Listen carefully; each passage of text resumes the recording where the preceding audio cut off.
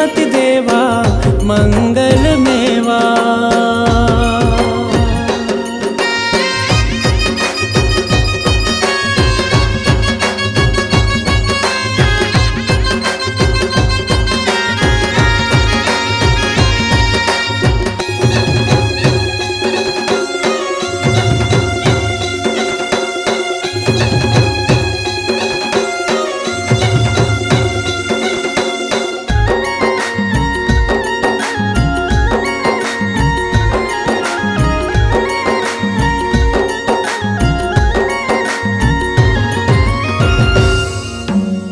का नाम है तोरे गजानन का कही तोला बलावोगा।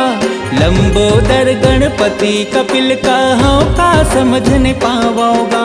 देवा गणपति देवा, देवा गणपति देवा। कत का नाम है तोरे गजानन का कही तोला बलावोगा। लंबोदर गणपति कपिल का हाँ का समझ नहीं पावोगा।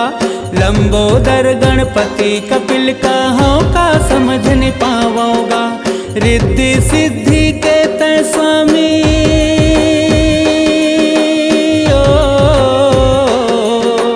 रिद्धि सिद्धि के स्वामी तोर पिता महादेवा। देवा मोर गणपति देवा मंगल मेवा। देवा मोर गणपति देवा मंगल मेवा।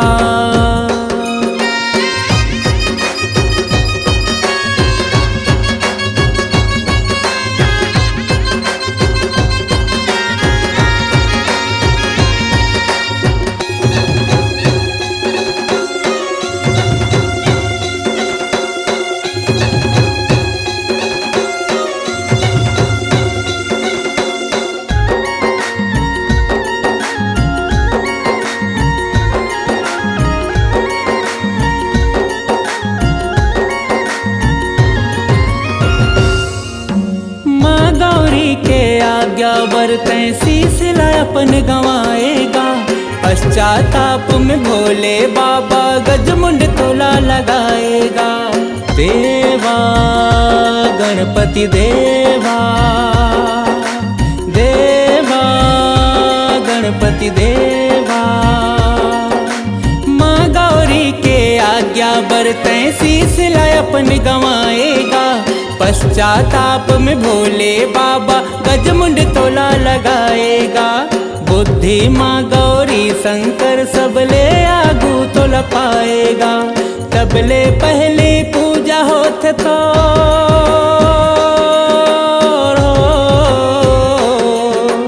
तबले पहले पूजा होत जो करे माँ के सेवा। देवा मोर गणपति देवा मंगल मेवा। देवा मोर गणपति देवा मंगल मेवा। गौरी माई के तय दुलरवा हो। गौरी माई के दुलरवा तोर पिता महादेवा। देवा मोर गणपति देवा मंगल मेवा। देवा मोर गणपति देवा मंगल मेवा। देवा मोर गणपति देवा मंगल मेवा।